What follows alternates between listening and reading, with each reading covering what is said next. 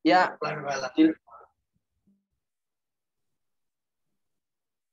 Kian. Halo, kedengeran ya? Dengar. Ya, Jelas. jadi ya. Oke, jadi mau kesaksian sedikit. Kemarin saya kena corona tanggal 29 Juli itu. Yang alumni COVID pasti ngerti lah ya gimana rasanya. Saya termasuk yang itu sih yang cukup gejalanya cukup ringan, nggak sampai ya puji Tuhan nggak sampai sesak napas, cuma yang saya nggak kuat itu sakit kepala luar biasa itu. 1 minggu dari Senin ke Senin saya sakit kepala luar biasa, minum Sanmol itu obat sakit kepala sama demam itu 3 kali sehari itu. Pokoknya semualah obat-obatan yang dicoba. Yang saya nggak kuat itu sakit kepala itu luar biasa. Kalau badan capek sakit paling tiduran itu bisa lah. Terus banyak yang WA juga sih dari teman-teman, dari PT juga banyak yang ngasih tahu beli ini Tor, obat ini itu. Terus Mas Sugi juga nganterin susu beruang, thank you Mas Sugi. Kemudian dari tim itu tim DP3 juga dari Makorem juga Kak Era, thank you Kak Era, dikasih obat juga buat corona ya. Terus yang apa ya? Ya itu yang mau saya kasih itu apa? Kasih Tuhan luar biasa, saya diluputkan dari hal itu, mengerikan sekali. Buat saya sempat gimana ya? Soalnya 2 hari saya isoman itu teman saya ada yang meninggoy, maksudnya meninggal dunia. Iya metong. Itu teman saya yang aku ketemu sama dia itu hari Sabtu. Terus Senin kita bareng isoman, terus rasanya terus nggak ada orang itu, terus semakin membuat saya panik dong. Aduh, gimana nih Tuhan? Terus berdoa ya, sama pujian penyembahan. Di kontrakan sendiri tuh, saya memisahkan diri dari adik saya itu. Adik saya di rumah, saya yang kontrakan sendiri. Kalau makan kadang beli, terus kadang ada yang anterin juga. Ya gitulah, Tuhan lakukan semuanya itu daripada saya juga buat yang teman-teman juga yang udah pernah merasakan COVID. Ya kayak gitu, kasih Tuhan luar biasa buat saya. Paling segitu, cukup sekian. Jangan lupa. Ya, terima kasih. Ya mungkin ada yang mau kesaksian lagi, alumni COVID. Tahulah rasanya kayak apa. Rian mau coba? Yo, Ya, cukup. Ada lagi. Arigato. Adakah? Asrina mungkin mau bersaksi?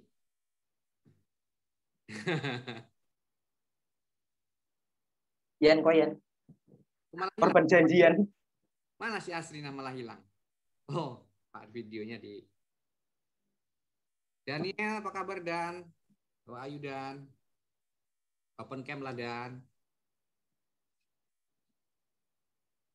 Jonathan ada masuk nggak ini? Suruh masuk. Asra, apa kabar Asra? Tadi suaranya kurang kencang sedikit. Oke. Wait.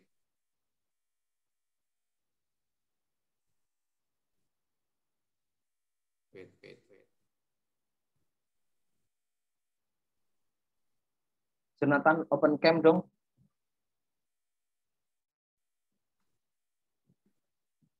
Adikku ya. Oke, yang lain.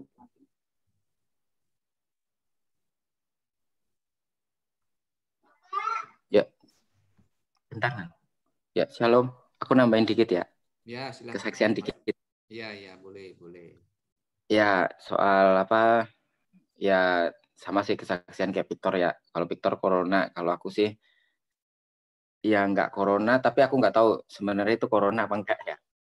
Karena ya jujur sebenarnya dari ketemu sama Victor terakhir, ya Tor, terakhir ketemu Victor, itu aku pulang sebenarnya apa ya, yang ngerasain gejala sebenarnya, gejala-gejala apa, ya mirip COVID lah ya.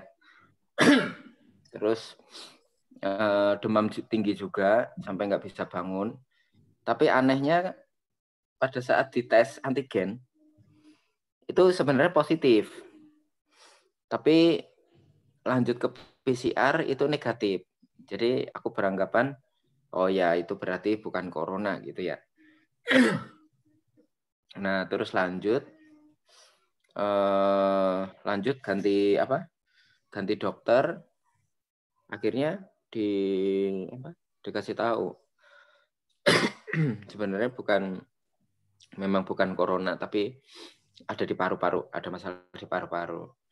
Nah, dari situ habis itu malah apa namanya? Demam sembuh. Tapi batuknya yang makin parah. Jadi batuk itu sekali batuk bisa nyampe 5-10 menit tanpa berhenti. Terus juga nggak bisa bangun. Jadi semua apa? Ya istri ya, sampai istri WFH terus gitu. Nah, tapi ya puji Tuhan sekarang sudah mulai dipulihkan. Kalau fisik sih sekarang sudah aktivitas sudah berjalan normal, udah bisa kerja, udah 2 minggu kerja normal. Gitu. Tapi kalau untuk batuk sih ya puji Tuhan apa untuk saat ini ya mulai membaik. Jadi kalau ngobrol, kalau santai gitu dia masih apa cuma gatal-gatal doang. Tapi kalau yang ngobrol tiba-tiba orang apa misalnya orang ngajak ngobrol buru-buru gitu pasti biasanya masih batuk-batuk. Tapi kalau yang ngobrol santai gitu masih masih bisa dikendalikan gitu. Ya puji Tuhan banget ya apa meskipun aku juga jauh di Cibarusah tapi ya puji Tuhan dari gereja juga ada perhatian semua jadi apa itu jadi ya cukup apa namanya cukup membuat kita lebih semangat gitu ya membuat kita merasa diperhatikan kayak gitu ya saling memperhatikan gitu ya puji Tuhan banget sekarang sudah mulai membaik. Makasih banyak Kak Era atas kirim-kirimannya, obatnya, semuanya.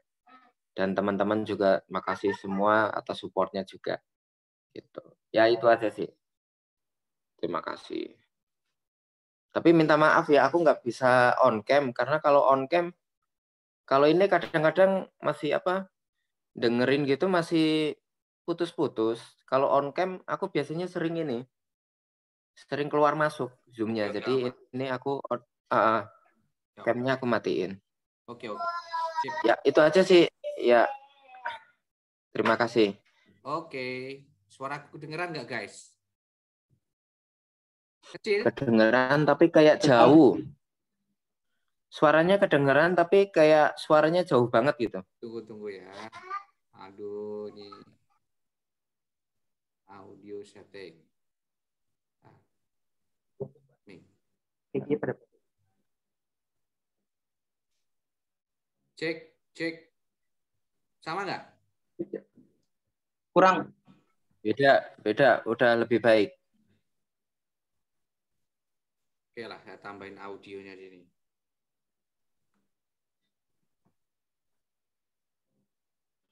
Cek. Kurang lagi. Aduh, tunggu. Nggak kayak biasanya, Pak De. Aku pakai ini soalnya apa? Oke lah. Ini aja. Sekarang? Masih sama sepertinya. Tapi kedengeran sih, nggak apa-apa. Sekarang? Cek. Kurang. Cek. Kedengeran sih, tapi ya itu agak apa? Kedengerannya agak jauh. Tapi nggak apa-apa, masih bisa sih. Oke. Siapa ini? Apa kabar semuanya? Baik-baik semua kan? Pada sehat semua? Luar biasa. Yang sehat-sehat kasih emoticon jempol atau apa gitu. Pakai jempol aja juga bisa. Oke, malam ini kalau minggu lalu sebenarnya jatah Sugi masih sakit, diganti Richard sekarang nggak ada. Terima kasih Victor sudah berbagi, Mas Sugi juga sudah berbagi. Nah, saya percaya kesaksian kita ini bisa menguatkan kita semua di dalam komunitas ini ya. Di masa-masa yang sulit ini memang mengajar kita tentang ketahanan secara fisik, bahkan secara rohani juga menguji kita semua. Malam hari ini saya akan sharing sesuatu. Tunggu sebentar ya.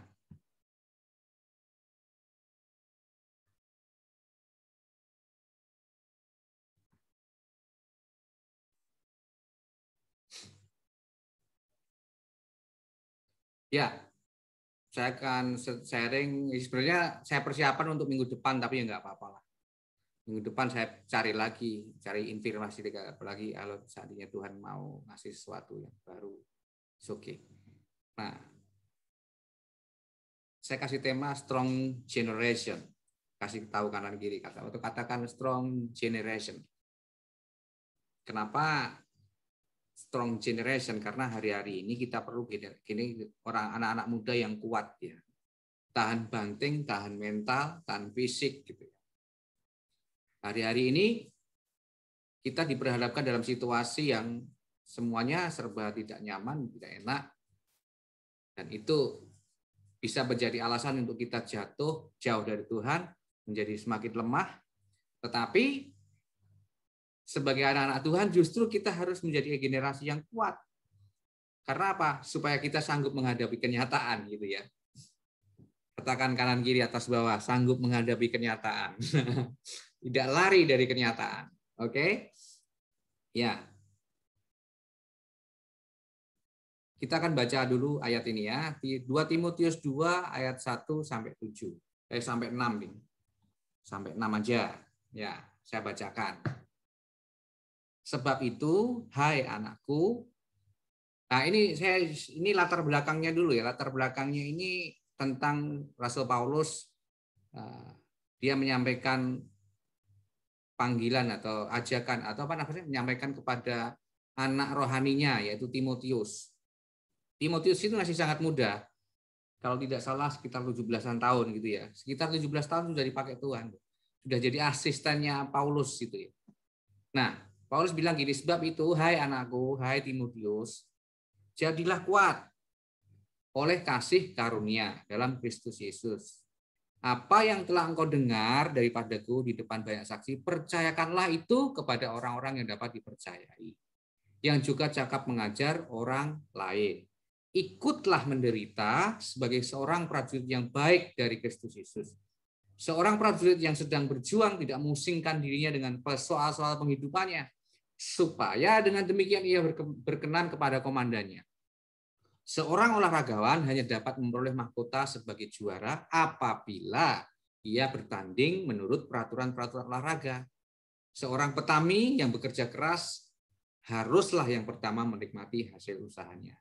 Ya, ini adalah pesan Rasul Paulus kepada Timotius yang waktu itu masih sangat muda ya. Timotius masih sangat muda. Nah, apa yang kita dapat dari sini? Teman-teman, kalau temanya tadi adalah strong generation, ini firman Tuhan juga katakan jadilah kuat. Bilang katakan sama-sama jadilah kuat gitu ya. Yuk, katakan sama-sama jadilah kuat. Ya. Jadilah kuat. Ya, ayat 1 pertama mengatakan bahwa sebab itu hai anakku jadilah kuat oleh kasih karunia dalam kasih Kristus.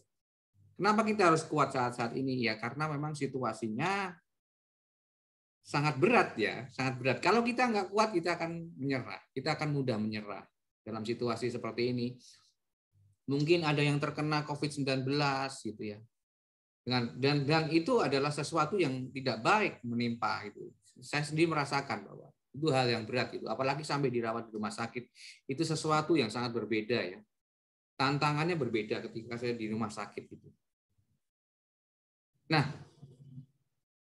ciri-ciri ada orang yang mengenal Tuhan harus semakin kuat di dalam Tuhan. Apapun kondisinya, apapun keadaannya, it doesn't any matter. Nggak akan jadi masalah. Apapun kondisi lingkungan sekitar, itu tidak akan mempengaruhi pengenalan kita akan Kristus. Bahkan justru dalam situasi ini kita semakin mengenal Tuhan. Pertolongan Tuhan harusnya semakin nyata dalam hidup kita ya. Ketika kita nggak kuat, Tuhan yang memberikan kekuatan. Ketika lemah, Dia yang memberikan terus yang menopang kita gitu ya.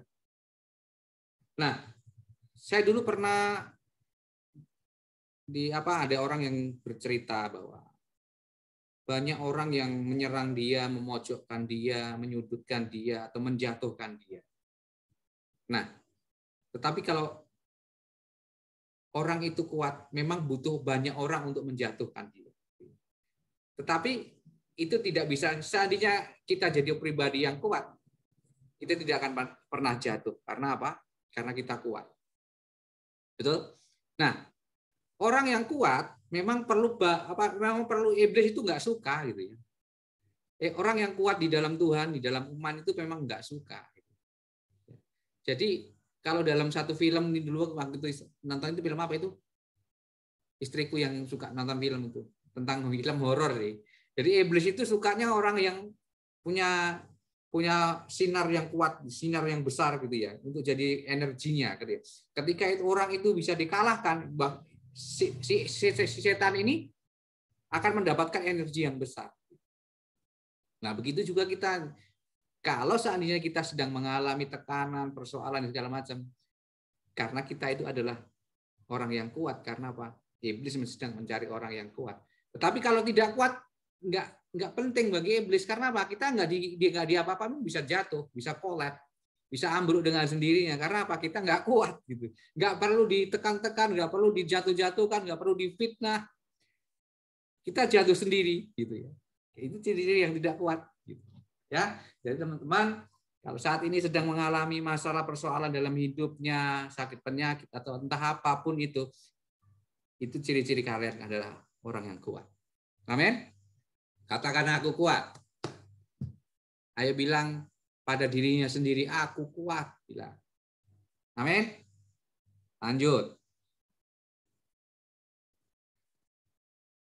Memuridkan dan mendelegasikan. Nah, strong generation, generasi yang kuat itu harus memuridkan dan mendelegasikan. Nih, 2 Timotius 2 ayat 2. Apa yang telah kau dengar daripadaku? Ini kalau Paulus mengajar sama Timotius bilang gini. Apa yang telah kau dengar, percayakanlah itu juga pada orang-orang yang dapat dipercayai. Jadi apa? Ajarkanlah itu juga pada orang-orang yang dekat sama kamu, yang bisa kamu percaya, yang cakap juga mengajar. Jadi apa? Di sini yang saya dapetin bahwa sebenarnya kita itu dituntut untuk menjadi guru gitu ya. Menjadi guru karena apa? Guru itu harus belajar supaya bisa mengajar dan menjadi influencer, menjadi contoh. Nah, oleh karena itu teman-teman, ayo minimal kamu bisa memuridkan 1 orang atau 2 orang, nggak usah banyak-banyak. Sama, itu sama aja. Asal kita bisa menjadi guru bagi seseorang atau menjadi teladan lah, menjadi mentor, menjadi influennya gitu ya. Nah, menjadi influen, menjadi guru, kalau guru itu bahasa Jawa itu digugu dan ditiru. Itu digugu itu adalah apa ya? Omongannya itu didengar gitu ya. Ditiru itu tindakannya kelakuannya itu ditiru. Itu guru.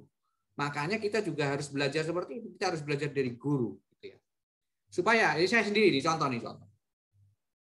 Saya dulu waktu masih belum jadi kabid dewasa muda, itu saya nggak punya tanggung jawab secara rohani untuk orang lain gitu. Karena apa? Ya karena saya tidak punya murid gitu ya. Tetapi ketika saya ditunjuk jadi kabid dewasa muda, otomatis saya punya bertanggung jawab untuk menggembalakan, memuridkan anak-anak dewasa muda. Lah, di situ justru saya belajar di situ. Oh iya, harus belajar. Saya upgrade diri, juga bukan hanya upgrade secara ilmu pengetahuan, secara Alkitab, secara kerohanian, tetapi juga upgrade secara apa? Secara kelakuan ya, tingkah laku kita harus jadi contoh, belajar jadi contoh. Dan itu saya rasakan betul gitu, perbedaannya. Makanya teman-teman harus memuridkan.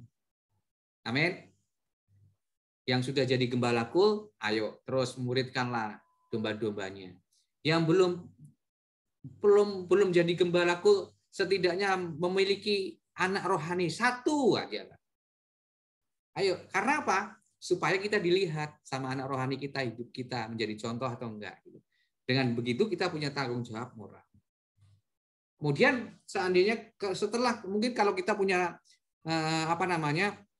sudah menjadi gembala atau guru atau mentor, kita harus bisa mendelegasikan tugas kepada orang lain, pada anak-anak rohani kita, orang-orang yang cakap atau yang bisa dipercaya.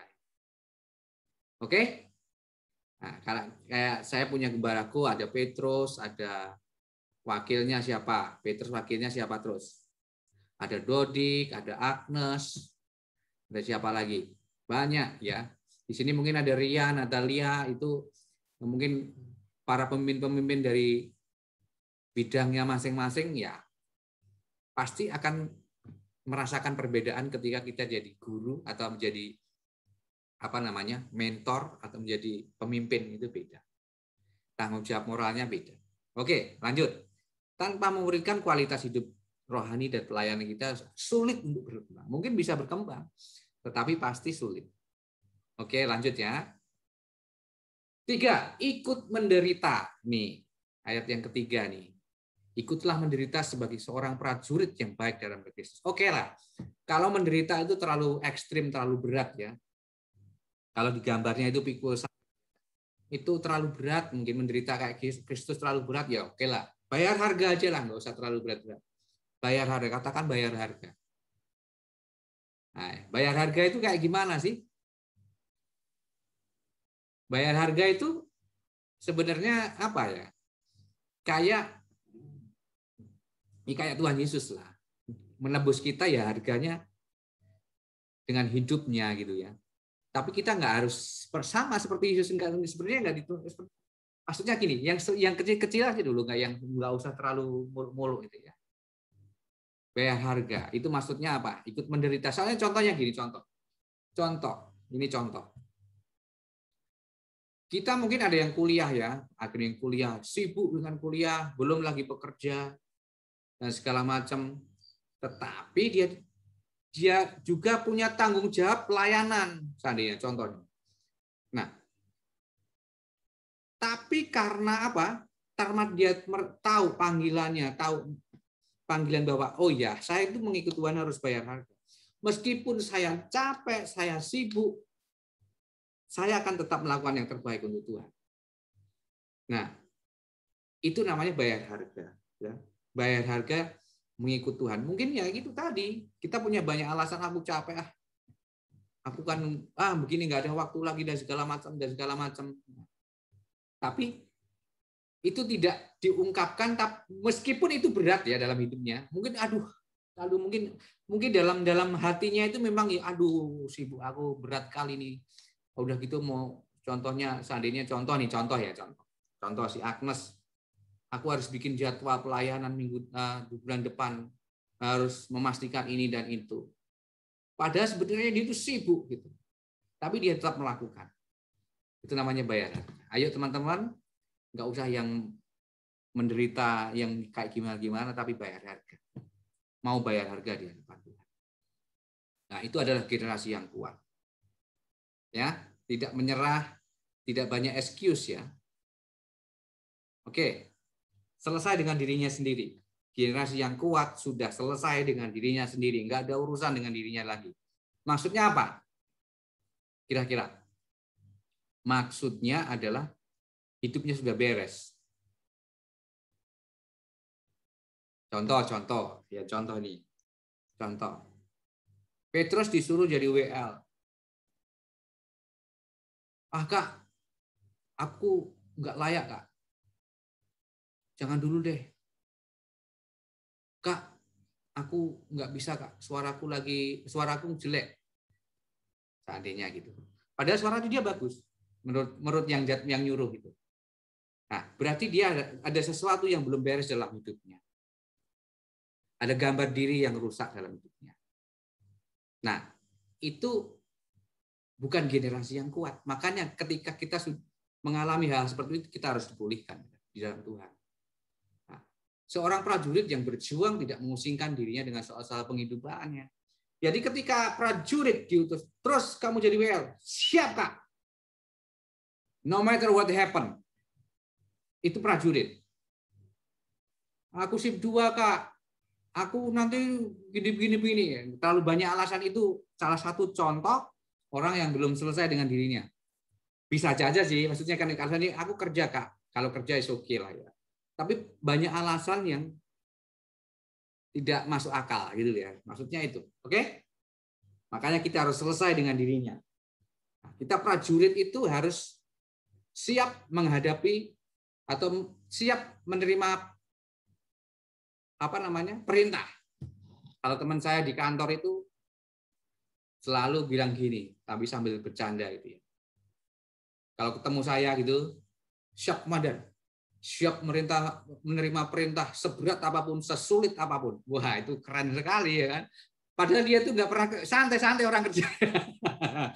Karena memang kerjanya bagian santai. Tapi kalau ketemu orang selalu begitu. Siap komandan, siap menerima perintah yang terberat, yang sesulit apapun. Nah, itu prajurit kayak gitu ya kan. Nah, kalau makanya kita sebagai generasi yang kuat harus seperti itu. Mentalnya harus seperti itu, oke? Jadi tidak memusingkan dengan dirinya sendiri. Aku sibuk, aku gini, aku belum layak dan segala macam. No, ya. Nah, sudah selesai dengan dirinya sendiri juga gini. Ketika orang-orang lain mengatakan sesuatu tentang dirimu yang tidak baik, perkataan yang sinis, kamu ini bisa apa sih? Suaranya masih kayak gitu, gini kan jadi WL juga masih pales-pales. Gini belum bisa gini. Jangan dengerin hal-hal kayak gitu. Ya, dengerin apa kata Tuhan. Oke, lanjut. Hidup dalam kebenaran firman Tuhan, 2 Timotius 2 ayat 5. Seorang olahragawan hanya dapat memperoleh mahkota juara apabila ia bertanding menurut peraturan olahraga. Ya, Lionel Messi nggak mungkin bisa dapat 5 Ballon d'Or ketika dia nggak pernah main bola, ataupun main bola tapi mainnya tarkam. Tarkam itu aturannya nggak jelas, ya kan? Bisa saja salah ngadu jotos, ya kan? Tapi dia mainnya menurut aturan-aturan yang benar, sesuai aturan FIFA, gitu ya. Apa yang terjadi? Dia berhasil mendapat 5 kali Ballon d'Or, bahkan mau ke-6 ini. Ballon d'Or tahu, itu pemain terbaik dunia. Ya kemarin baru juga juara di Copa America kalau nggak salah. Ya, itu Argentina. Nah, kita sebagai anak Tuhan, generasi pemenang, ya hidup dalam kebenaran firman Tuhan, yaitu aturan-aturan yang ditetapkan oleh Tuhan, itu firman Tuhan. Ya, hari-hari ini, apalagi dalam kondisi seperti ini, kita harus berpegang sama firman Tuhan. Nggak bisa berpegang sama kemampuan kita, finansial kita, apalagi dan lain sebagainya. Bahkan kita nggak tahu apa yang akan terjadi yang akan datang. Jadi kita harus tetap berpegang sama firman Tuhan.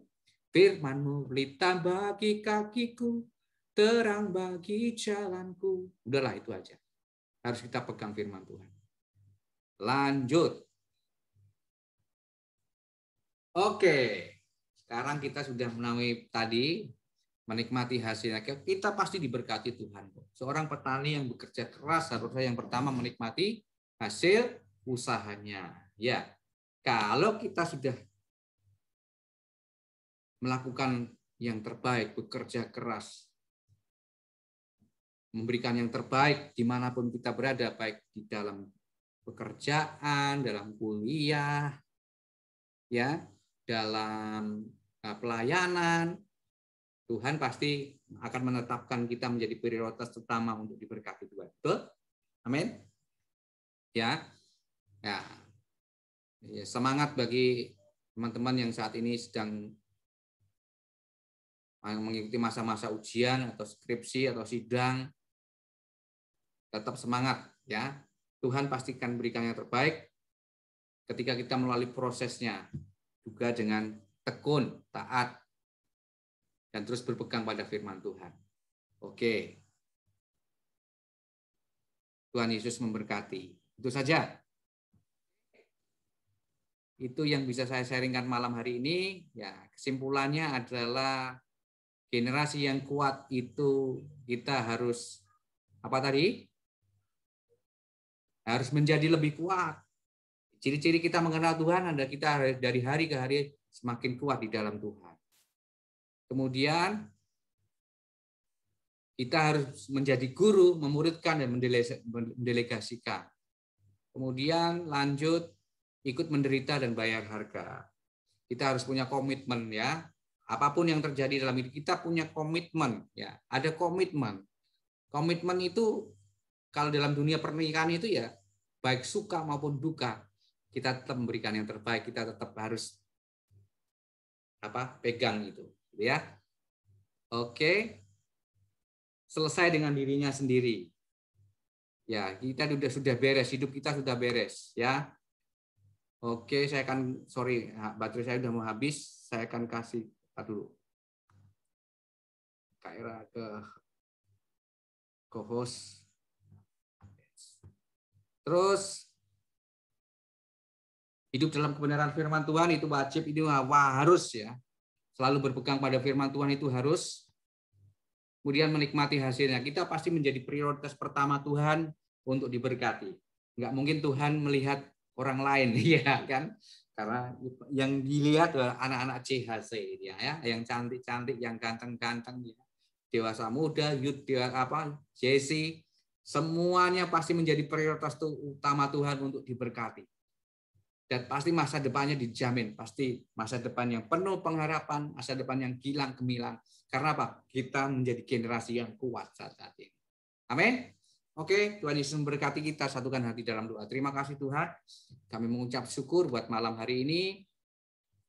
Buat kasih setiamu, buat rahmatmu. Terus Engkau memberikan kami kekuatan dari hari ke hari Tuhan, kami menghadapi situasi pandemi yang serba susah ini Tuhan. Tetapi kami terus mengalami pertolongan Tuhan. Kami terus mengalami betapa baiknya Engkau Tuhan dalam hidup kami. Kalau malam hari ini kami masih bisa berdiri, kami masih beribadah, itu semua karena anugerah-Mu Tuhan. Terima kasih Bapak. Terima kasih berkati kami semua malam hari ini, juga berkati teman-teman yang tidak bisa bergabung. Malam hari ini kami percaya berkat Tuhan tercurah atas kami, perlindungan-Mu tercurah atas kami, sempurna atas setiap kami Tuhan. Yang sakit Tuhan disembuhkan, yang lemah Tuhan berikan kekuatan, yang berbeban berat Tuhan sendiri yang berikan jalan keluar ya Tuhan. Dalam nama Yesus, segala hormat kemuliaan Allah Roh Kudus kami percaya Kau bekerja lebih dahsyat, lebih luar biasa dari hati ke hati, dari setiap pribadi ke pribadi Tuhan. Dan Kau akan melawat setiap anak-anak muda, setiap anak-anak JC, youth, dewasa muda, untuk kami semakin hari semakin kokoh di dalam iman, roh yang menyala-nyala, bahkan kami terus memberikan yang excellent di dalam Tuhan. Terima kasih Bapak, dalam nama Yesus segala hormat kemuliaan hanya bagi nama Yesus kami berdoa, kami ucap syukur, haleluya, amin, haleluya. Terima kasih, Tuhan Yesus memberkati. Silakan Victor.